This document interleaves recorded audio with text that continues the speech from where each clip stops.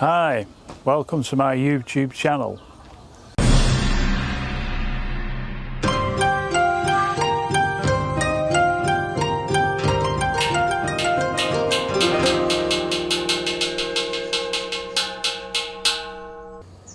Hello again. Hope all is well with you and you're keeping safe. Today is official day. I've got to get some official stuff done without going swanning around looking at sites. So what I have to do today is renew my driving license. So I got my first driving license 4 years ago and it lasts for 2 years. And then I've been told that after that you can apply for 5 years, but my second one, that was 2 years as well. So hopefully today I'll ask for 5 years. Now, the driving license, much like anything else in Thailand, official stuff, you have to go and queue up. Very little is done on the internet. In fact, I can't remember anything I've done on the internet regarding stuff like this. What I need today is my girlfriend's ID card, my passport, my girlfriend's house document to show where I'm living. There has to be a fee, which I don't know how much it is yet. It might be 1,000 baht, something like that. There's also got to be a document from the immigration. I've had to get a doctor's certificate to show that I'm fit to drive. 2 photocopies of my passport page showing my visa and my main page with the photographs on. So that's it. And hopefully today I will get my driving license, because I've already been once. In fact, I've been twice. The first time a few weeks back, they wouldn't renew my driving license because my visa had expired. So there was an amnesty. So as my visa had expired, they wouldn't renew my driving license. So we came away. So I went again last week with documents, and they said again that I had to go back. There was something missing. I don't know what it was. I think it was a doctor's certificate. So it seems like when you go for these things, you're very lucky to actually go and get something done. You usually have to go and find you've got something missing, they want some additional paperwork, and you've got to go and get it sorted. I just thought I'd tell you while I'm here about the process of applying for a driving license. It's totally different than in the UK. In the UK you usually sign up to a driving school and you get 10, 20 lessons, whatever it takes, and then you take a driving test after first passing the theory. But here, totally different. There's no such thing as a driving school. If you want to learn to drive, you apply for a driving license and then you get in somebody's car and then you drive off. I don't know anything about you have to have a qualified driver in the driver's seat with you. I don't really know anything about that. But the process in the office, it's all done in the transport department. It's not done on the open road passing your test. So what you do first of all is they give you a highway code and you sit there all day. They make you sit there all day and study this. And I do mean all day. The last time I applied for a license, it actually expired. So when I went back, they wouldn't renew it. They said I had to sit the test again. So I had to arrive there at 8:30 in the morning. They gave me this book and I had to sit there and study this book till 4:30, and then they came to me and said, right, we're closing now, go home and come back tomorrow. I went back the following day and then you sit a test for your reaction, and there's usually about 10 people there, so each in turn sits on this chair, and then in front of you on the floor there's a pedal, and then in front of you about 3 meters away there are 2 lights, red and green. And what the lady does who sat with the lights is she switches it from red to green and green to red. And when she switches the red light on, you put your foot on this pedal as quick as you can, and this tests your reaction time. While you're sat in that chair, you go through an eye test. So there is, just at the side of these lights, these sort of simulated traffic lights, there's a disc, and there are different size circles all over this disc, and these circles are green, yellow and red, and this lady or gent points to the different colours, and you have to shout out what the colours are, and that is your eye test.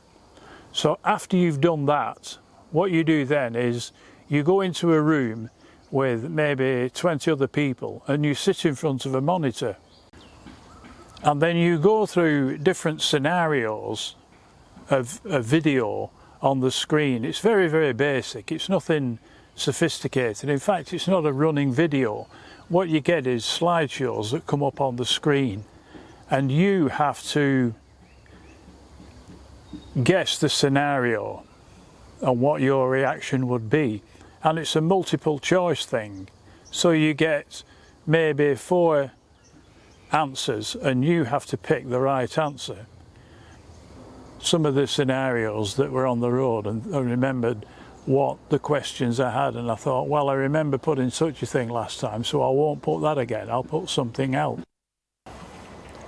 So by the end of the second day, I'd passed one of the tests.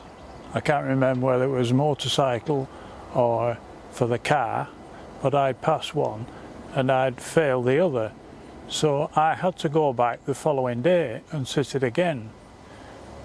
So I don't remember it being a full day. I think by lunchtime I'd probably finished and I'd passed. So then I was issued with both my driving licenses. And I was saying earlier that anything official in Thailand is always done. It's always done, how can I explain? It's not done on the internet. It's not, you don't fill forms in and send them off through the post. You have to go to actual locations and get things done. And keep there, stay there until everything's done. And if you've not got the paperwork, you go somewhere else and get some paperwork and then come back again. And a good example of that is when I was driving here a few years ago. I'd hired a car and I was on my way back from somewhere, and this young lad on a motorbike swerved into my path, and I couldn't really avoid him. I swerved a little as well, but he hit the side of my car, and he wasn't really badly hurt. I think he'd injured his wrist on the wing mirror or something like that. So then we had to call the police. The police have to come out, and then you also call the insurance agent, and there are agents all over the place who act for the insurance companies. So the insurance agent comes out to wherever you are, and you fill in paperwork. You fill in paperwork for the insurance of what happened and make a statement, and you also, the police want you to make a statement as well of what happened, and they take both sides of the story. So this young lad, he would do the same, and I did the same. And then after that, it's all finished with. Well, it's finished with. It was on my case because there was no further action because I had very good insurance on the car, so I didn't hear anything about it. But the whole process from having the accident to me finishing the paperwork was about 3 hours, because I had to wait for the police to come, and then I had to wait for the agent, and then you have to go through all the paperwork. So it took about 3 hours.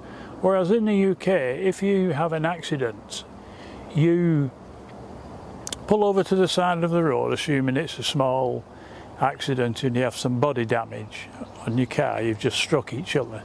So you exchange telephone numbers, addresses, insurance, and then within half an hour you're on your way again, and then everything starts to get sorted through the postal system, how long it takes. So that's what you have to put up with in Thailand if you're doing anything that's official. We interrupt this program with some breaking news. Actually no, what I thought I'd do is just come in here and just tell you what I've got coming up in the next few weeks. So coming up, Wat Pat Hoi Lat, another spectacular temple. Ancient rock paintings in eastern Thailand that are 2,000 years old. The Jim Thompson House Museum, a hidden gem in Bangkok.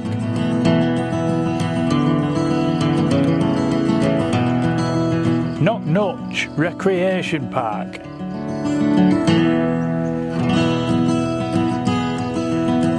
Two glass skywalks that overlook the Mekong River with spectacular views. And I can show you a sponsored cycle ride with over 500 cyclists, and I was lucky enough to take part. And I'll be introducing a young lady in the name of Chloe. I can be good or be naughty, because there ain't nobody love you like I do. But before we go back to our main programme, here is some updated traffic news. So here is the latest traffic news of a new 6-lane highway that's just opened. But it seems like the drivers are not adhering to which side of the road they should be on. So there could be a collision at any minute.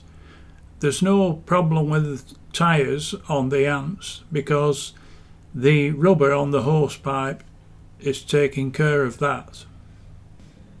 And the eye in the sky can also report this road rage that's going on between two drivers in some kind of dispute. So it's hoped that this will soon be sorted by the traffic police, and then everybody can move on their way.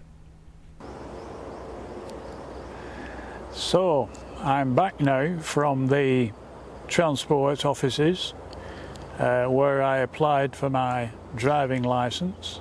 And was I successful? Yes, I was. So there are my 2 new driving licences, one for the motorcycle and one for the car. So these now are 5 years. So the expiration now is 2026. So that's over and done with. Nothing to worry about regarding that. But when I used to drive here early on, before I got my own car and I would hire a car, I didn't have a driving licence. For the first few months I didn't.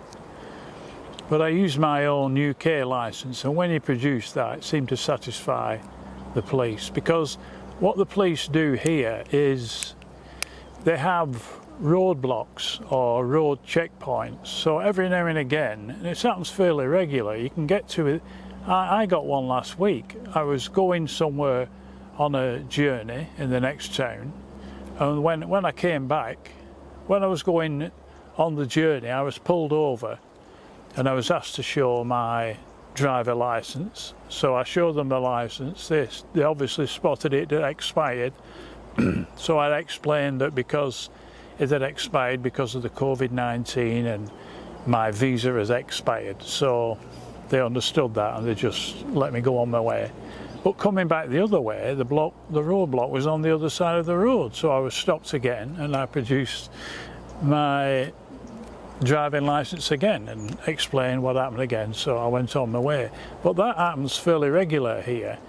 You'll get roadblocks and checkpoints and you'll get pulled over, and it can be for anything. Sometimes if you're in a pickup and cars, you just get waved through, and they might pull trucks over. So one day they might have an inspection of trucks, maybe paperwork and maybe other things, because I can see they have instruments with them for measuring whatever it is. Sometimes they will pull motorcyclists over, and if the motorcyclist is going on a long journey, they will ask them why they've not got a crash helmet on, and if they've not, they'll get fined. So they get fined about 400 baht. It's not a lot, it's about £10. But I don't know what the rules are, the official rules for wearing crash helmets. I don't know whether it's against the law not to have one, but the vast majority of people here do not wear crash helmets. They all go without crash helmets. But I've always made a point of buying a crash helmet, and I bought two. I've got one for my partner as well. So I always think it's best, just common sense, whether it's part of the law or not. So I just think on a motorbike you have a crash helmet. Now, coming back from the transport offices, I had to sit a test again, not the full test, but I had to sit in front of this this, I don't know what you would call it a piece of apparatus, and it does three things. And like I said earlier, it's got a circle on the top, which is your colour blindness test. In the middle there is another thing which wasn't there last time. They seem to have introduced this, and it's something to do with distance. And then underneath that there are the red and green lights, and you have this pedal on the floor that you press for your reaction time. So he switches the green light on, and then you put your foot on the pedal as quick as you can, and they give you 2 goes at this, and you have to react to the brake pedal within a certain matter of milliseconds. So I've got a picture of the machine here. I managed to get a picture of one of these machines, and this is it here. And at the top you see the circle with all the coloured dots on, red, yellow and green, and he points to these, and you have to rhyme off what colours. I mean, I know full well that I'm not colourblind. I mean, I know full well that I put this green shirt on this morning, so I don't know why I had to go through that.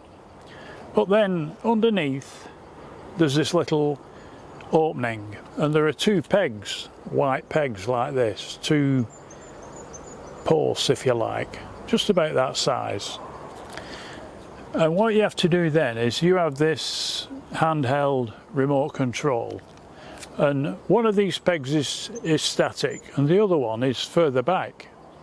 And what you have to do is you have to press the green button, and then one of these pegs starts to move forward, and when you think it's in line you then press the red button, and then he judges how far you're off with these. If they're in line, obviously if they're a little bit out it doesn't matter, but if you're way out, well, you fail the test. So you have these 2 points like this. So that, and then underneath that you've got the red and the green thing that you do with the reaction time. So you can see that at the bottom there. So that's it, I'm made up now. I've got both my driving licenses, so I'm okay for 5 years. It's taken a long time, it's taken several weeks, because the last visa I had expired in May, and then because of the COVID-19 you couldn't travel, so the Thai authorities introduced an amnesty, and that amnesty said that you're okay up until the end of July. And then the end of July came, and then they extended it to the 26th of April, which is in fact just a few days away. It's only about 5 days away from this point now. Retirement visa in place now, so I'm okay. I'm okay up until November. So that's it. Done and dusted. So that's it for now. I hope you liked the video. If you did, please subscribe and also give it a like, and I'll see you next time.